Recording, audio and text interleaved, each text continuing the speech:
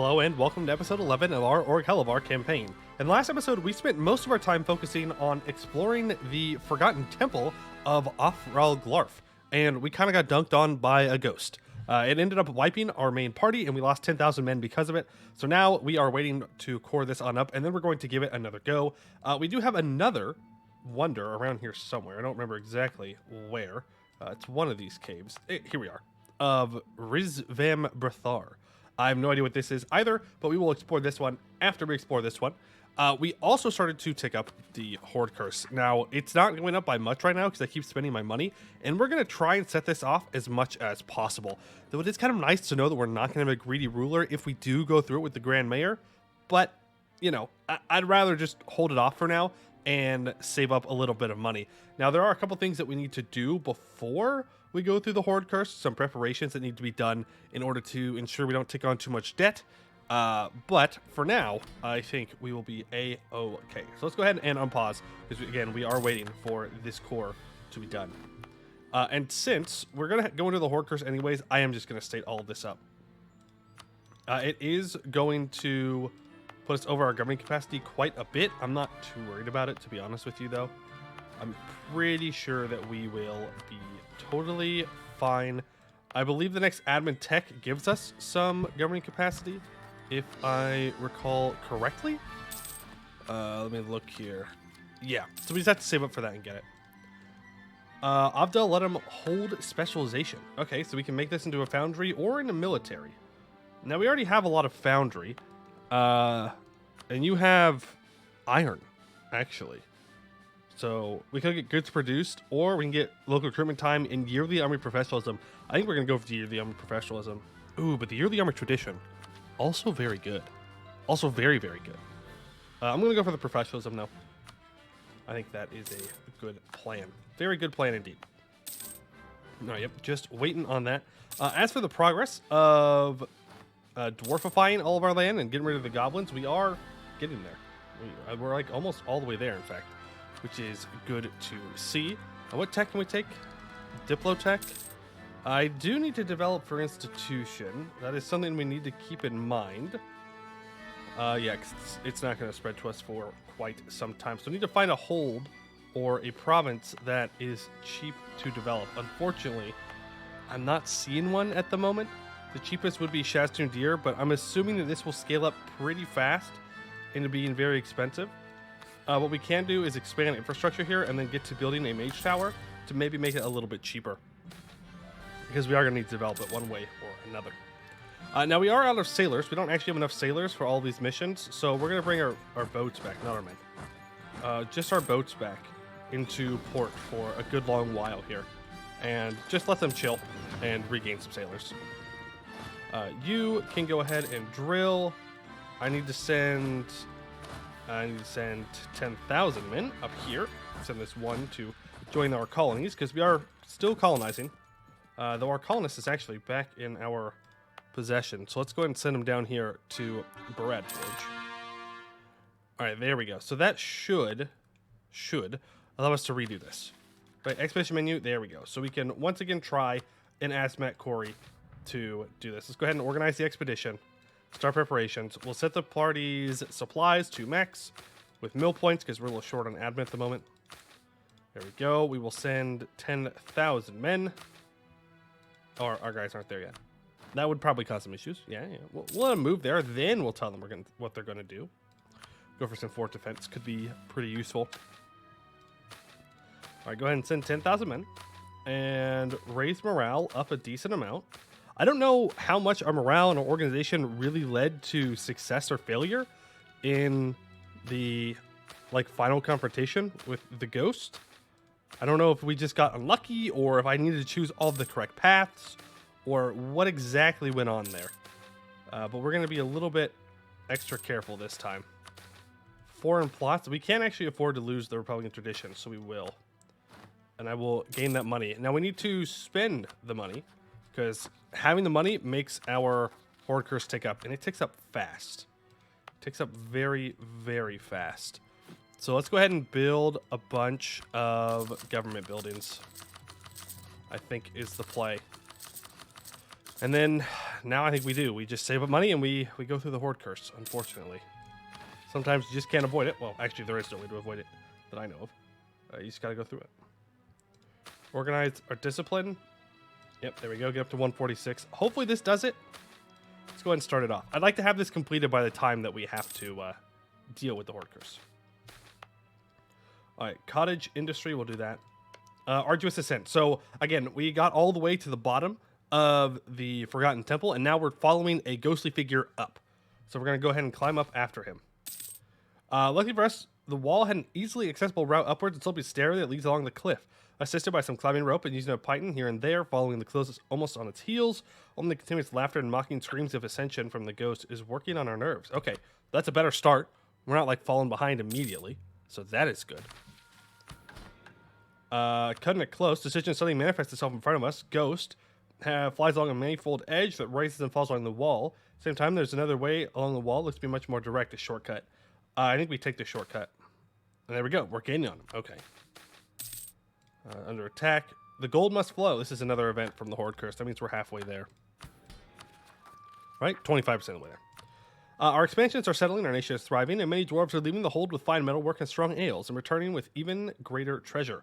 Gold. Gold, gold, gold. The glorious, gleaming, glowing yellow metal graces even the most downtrodden of hands, as the greatest celebrations are held to our traders' return, and they flaunt their newly found wealth with great aplomb, happily showering our people with gilded coins. A new age, a golden age, descends upon our nation. Okay, whatever you say. I'm sure it won't go bad.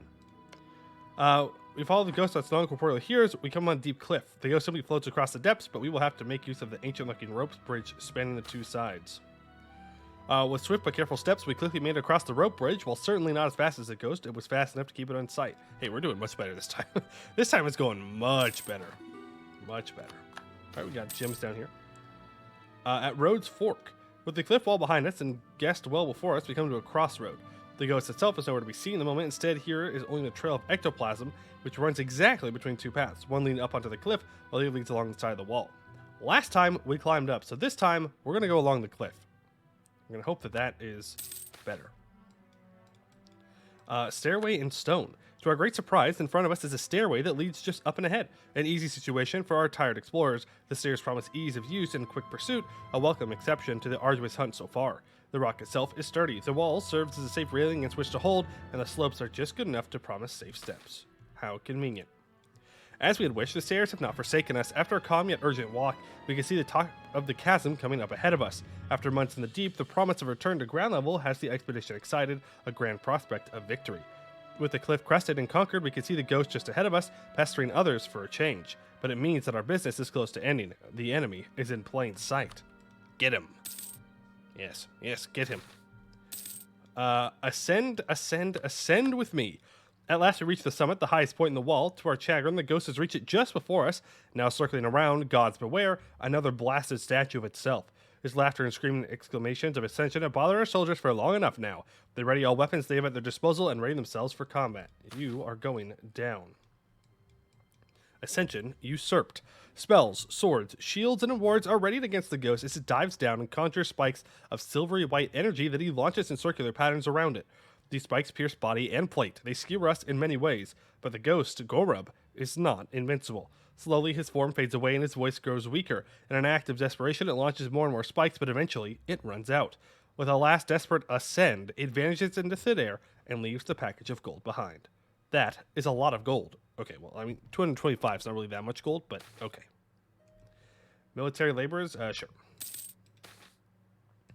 The chasm below and behind. At last, there's silence in the chasm. No creatures, and especially no ghosts, haunt the serene beauty of this geological wonder anymore. The expedition leader looks down in strange melancholy. Despite all the trials they had to endure, they had fallen in love with the place a bit, although they could have done without the pesky ghost. We paid them in full and let them rest, or put them back out. I'm pretty sure... Yeah, we will, we'll put them back out there. Yeah, we'll put them back out there. And there we go. That completes that storyline. So we have gone through and fully discovered this. We do need to upgrade it, which we will. We gain a stability when we do it as well, which is nice. How long until this is done? Probably a decent amount of time. Yeah, it won't be too long. All right, so we could start the next expedition. I don't think I really want to do that. We're going to have enough to deal with when we have the Hoardcurse. Look, Jadari, I'm not interested in an alliance, okay? An odd predicament. More and more trade flows into our nation. With it comes outside dwarves to swell our numbers. Our farms are bountiful, our breweries full, and our mines at their peak. And yet, our nation shows signs of struggle. Banditry has forced our traders into downward moods, and the rapid increase of guards has dampened the once celebrated returns, and their gold is no longer bandied about in celebration, remaining in the traders' hands. Guild leaders have begun collaborating with production owners to line their pockets, leaving the workers voiceless. Prices are steadily rising, and all the while, our people seem more and more reluctant to part with their precious coins, even at the cost of their health. I'm sure it's fine. Decadence comes with age, okay. Agenda of the diet. You want Laurent to like me. Can I make Laurent like me? You know what? I don't hate that. I don't hate that idea of making Laurent like me. What about Bucelar? Bucelar is allied to Gwed. Okay, well, that's not great. That's not great. What happens when you die? You're not royal married to Gwed. I suppose that's good. Another free stability. Okay, cool. Don't mind that. Don't mind that. All right, you can make your way back over here. You are going to start drilling. I just want to make sure that we have enough forts everywhere. Yep. And then how much does it cost to do this? 250? Okay, finish it. Because I need to start building a fort here. This is a very good fort. Blocks people from coming in from the deep woods, blocks people moving down from the north, and blocks people moving down from the south. And it's telling us that we can, in fact, take some technologies, or we could develop. I think we're going to develop. So let's do that. Take a look here. Yep, okay. 5. Yep, it's going to get spendy, but that's okay. There we go. Printing press has appeared. So now that should start to spread.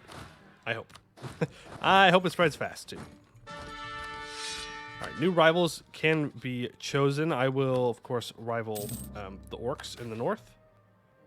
A breaking point? We're at 75%, right? Yeah. All right, gold, gold, gold. Thoughts of gold seem to be the only thoughts left in our holds. Dwarves work themselves to the bone for just a few measly coins, and even then, production numbers are down across the board as some sit in their homes and cuddle bars of gold all day. Many of these bars are loans, and the banks are skyrocketing interest prices and backing them up with thugs from local mob bosses.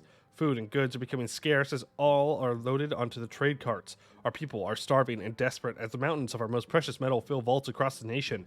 Even the Grand Mayor is struggling to focus on the nation over investments as more and more demand a solution. How to even begin addressing these myriad and interlocking issues boggles the mind of Dwaz Greg. What is upon us now? All right. Well, it's Hoardcurse time. So I want to try and lower my income as much as possible. So nobility, here's a monopoly on mine and smelting. Here's a monopoly on livestock. As to you, here's a monopoly on incense. I'm a little worried to give anything to the cartels, though. Little worried to give anything to the cartels because they're very strong. But I mean, this would. We have to do it. I mean, this gives us what, 20 loyalty, which should be enough. I hope. I really hope. Adventurers, we can't give you anything, and mages, we can't give you anything. So next thing we want to do is divert away. Well, see, our problem is we can't really divert trade away because we only have one node. Well, we will stop collecting the Serpent's Reach. That will lower it a little bit. I hope. Not really. We're still collecting a lot that way. That is unfortunate. Very unfortunate. But the Hoardcurse is here. Corruption and greed dominate our country. Within our holds, every bank, every business, every dwarf is plagued by this evil. Unable to perceive the world other than through money, it would seem that a vice that has hidden in plain sight within the most repressed aspects of dwarf nature is now spreading across the country like rust through a sword. There is no question of morals, values, or charity, only riches. Everything seems acceptable to our citizens to achieve their desires, even to kill their fellows for a single coin. All right, so now we have a bunch of things here that we need to do. Our economy is going to tank, everything's going to go bad, but we're going to be fine. First of all, we are going to... Oh, boy. No matter how many times I do this, I can never remember the correct way to do it. Obviously, you could do them in any order, but there is a best way to do it. And I think the corrupt officials is first. Or maybe it's the banks. Oh boy! When I get this wrong, people are gonna be very mad. We're gonna go for the banks first, and we are going to nationalize them, because if you do the other one, you lose 3 stability and people get mad. Okay, now we're gonna get an event that's gonna lower our stability here. If we could get that done before this gets auto-clicked, I would appreciate it. Nope. Oh well. But at least we have plus 10 discipline now. Send these guys over here. I will take the Diplo power. Let's also make sure that we are getting rid of our edicts. Do not need them. Yes, we have devastation growing because of the Hoardcurse, which sucks. That's what it is. Nationalization costs are too high. We will just pay it off. Yep, we'll do this. And the reason why everything is so cheap for us is because we lowered our income a lot. So our total income right now is only 60 because I handed out all those privileges. Also, I should stop drilling and stop paying for troops. And not root out corruption right now. Not worth. Not worth. Not worth. Okay, we are going to have some separatists, so I guess we are paying for the troops, unfortunately. That's all right. There we go. Laurent is more friendly to us now. Are you willing to ally me, though?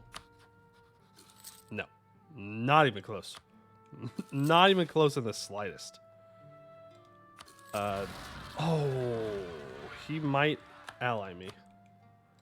If I can get a Diplo rep guy, I already do. Ooh, okay. All right, well, the banks are now in good health. After several tumultuous months, we finally adjusted the accounts of our banks. We can now continue our reforms.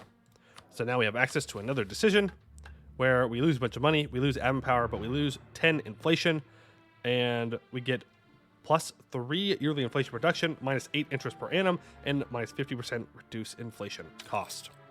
Now we want to go for the corrupt officials, because we are gaining a lot of corruption a month. And I always go for kill on suspicion, though that causes problems. This is the fastest, this is the slowest. We're going to go for arrest on proof. We'll be good. Ooh, that's not good. That, on the other hand, is what we would call bad. We have 21 Black Orc warbands that are going to rise up in our capital, so let's move on over there and do our best to stop that. Would appreciate it if you simply did not do that. Very rude. Thank you. Move you into position there. Goblins free country. Okay. Doing fine. We're still focusing on admin, which is where we want to be. We'll go ahead and take tech because it's going to be a while until we can embrace it. Blood and sweat. That's fine. It's just a regular digging event. The orcs of Eskin have rivaled us back. No big deal there. I'm really not too worried about them in the grand scheme of things. Like 53,000 troops aren't going to do much. I mean, right now it would suck, but for the most part, it wouldn't do much. Oh, look at that. That fort already coming in clutch. Already coming in clutch. New coin. I will take the inflation. Well, this is a terrible time to get decadence comes with age. Luckily, we got the lowest one, but I mean that's still a loan, and loans hurt a lot for us right now, like a lot. Election. Yep, we're gonna keep them. Ancient unreadable text. Oh boy. I believe it was AUIRUS, and I was told in the comments that this is one of the developers for dwarves. Or was it Ari? Oh boy. I think it was this one. Yeah. Yeah, look at that. There we go. Corrupt officials removed. We lose a bunch of money, but we can now lose 15 corruption, which means we can debase our currency up to right below that amount, and then we can click the button. Yes, we lose 15 corruption, and we get plus 75% national tax, minus 75% advisor cost, and we get minus 2.5% yearly corruption. Also, we can move our trade back to here. Okay. Next one. Workers as slaves. Bring down the monopolies. Yeah, we definitely got to go for workers as slaves. And once again, I don't remember which one does which, but I think we will focus on the working hours. Sure. Working hours sounds like a great choice. Extension of the monopoly of wine? Nope. We do not need to extend the monopolies at this point. We are good because the price of everything that these events are based off of, if I recall correctly, is where it started. Plus, it's not actually like there. I have to revoke it first, which we absolutely will as soon as this is over. And oh my god, National Bank, huge. Actually kind of huge to get this right now. Let's go for your... Actually, I think interest per annum. Usually I would choose the interest, but interest per annum is going to be better for us. It's going to help it go down faster.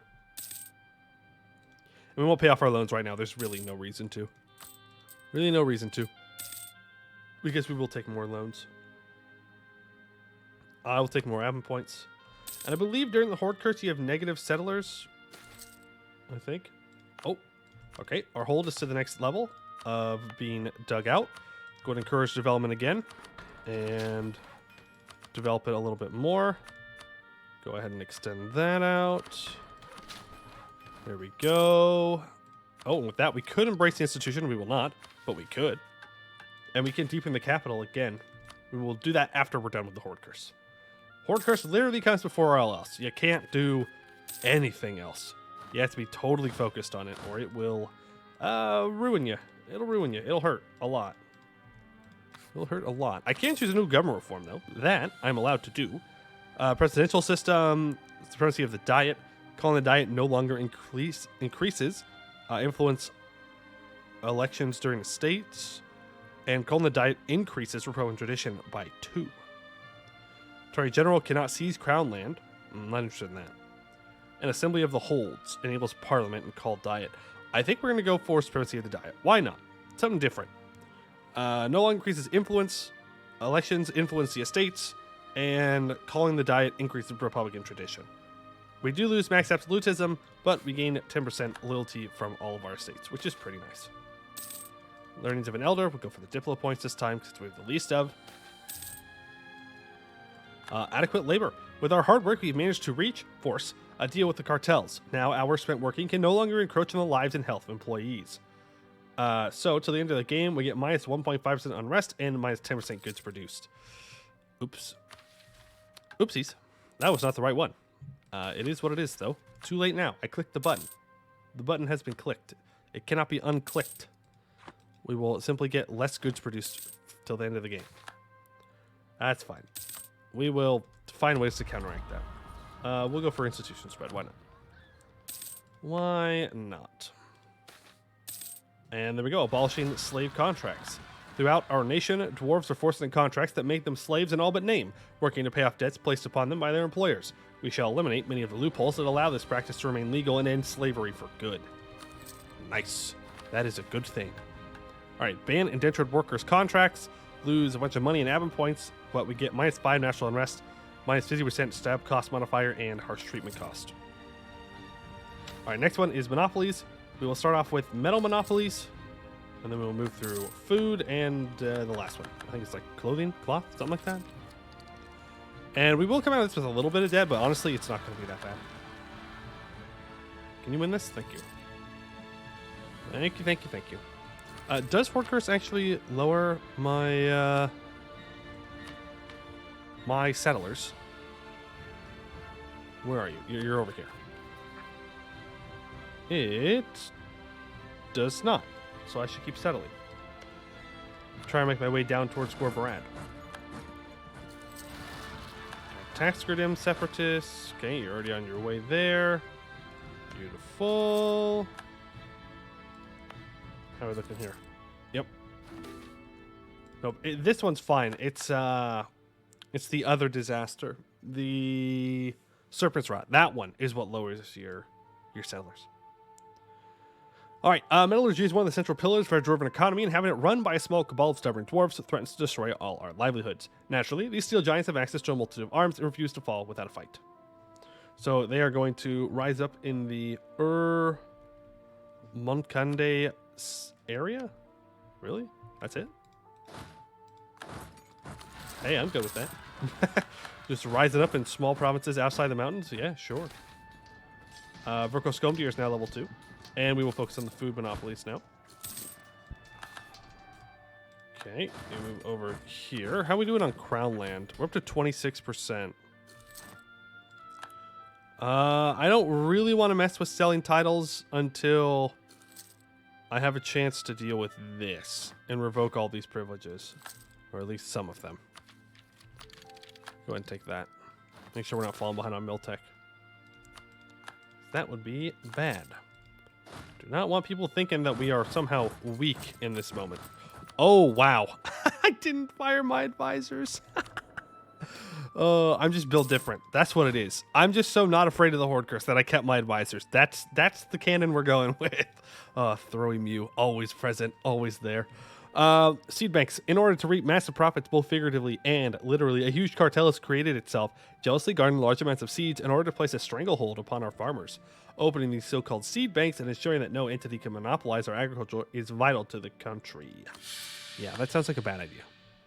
Usually, making sure that people can't eat doesn't go well, believe it or not. Circulation of hostile publications. I'll take nothing happening. Thank you very much. Thank you very much. Yeah, we are honestly doing just fine here. Just fine. Good harvest, and look at that. More money. More money. The ancestors look upon us these days. We can upgrade that. All right, yeah, I think we're gonna be able to get through the Hoardcurse today, and it's not gonna be too bad. Ancestral statue. I'll take money. Thank you.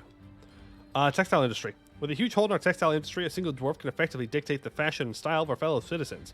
There would be no problem in this if they did not use the influence of his company to determine the import price of cotton, silk, and other textile materials, in addition to flooding the market with mass-produced, low-quality goods. Dismantling this huge network of influence will cost us greatly, but will once more allow our local craftsmen to flourish. We do lose a lot of monarch points and a lot of money, but the monopolies are broken. All done. Just lose more money, just insult to injury at that point. All right, merchant cartel reform. Why? Merchant cartels must be regulated to prevent blatant abuse. So I think this has something to do with the amount of influence they have. Let's see, it's trade efficiency. So, oh, no. This is monopoly reforms. I'm just dumb. And now we can curtail the horde barons, which if the more reforms you do, the less it costs and the higher the chance of success. So you literally just click all of these. You just have to pay for every one of the things you've already done. Yep. Limit business zone, limit political influence, launch legislation. And now we wait. And take more loans. But importantly, we wait. The Great Reform is a success. It is difficult to part a dwarf from a coin. Some say impossible. We, however, have managed to do the impossible and separated not only one dwarf from one coin, but many dwarfs from many coins. We have finally succeeded. 1 stability, 25 prestige, minus 3 national unrest, minus 30 minimum autonomy. We have curtailed the horde-cursed barons. And our beautiful cavern profits. It's a win-win. The Hoardcurse ends. For years, the Hoardcurse has assaulted the minds and hearts of dwarven peoples across our nation, but we have made great efforts to combat it. Now it seems that we are rid of the curse once and for all. We gain 3 stability, 25 prestige. We gain the Reformist for 100 years, minus 2 national unrest, minus 10% development cost, plus 0.15 yearly inflation reduction, and plus 50% innovativeness gain. But if we go bankrupt, we lose the modifiers. So it used to be that you would just go through the Hoardcurse, you'd take a bunch of debt, and then you'd bankrupt, and then you'd be fine 5 years later. But you can't do that anymore if you want the bonuses, and the bonuses are very, very strong. So we're not going to go bankrupt, which we don't really need to. We only have 13,000 crowns of debt, which is nothing. I mean, that is nothing, considering how much we can increase our economy, right? You know what I'm saying? I do need to weaken the cartels, though, before we're going to be able to get back our glass and our dyes. So I think we go for, yeah, like this. This has got to go. It gives them more influence than loyalty. So now our cartel loyalty is equilibrium is at 100 and their influence at 91. So we'll be able to keep provoking things off of them. As for the nobles, I have 2 years so I can remove these, but I will go ahead and remove 1 monopoly from them, and we will remove both monopolies, well, I guess 2 monopolies from you.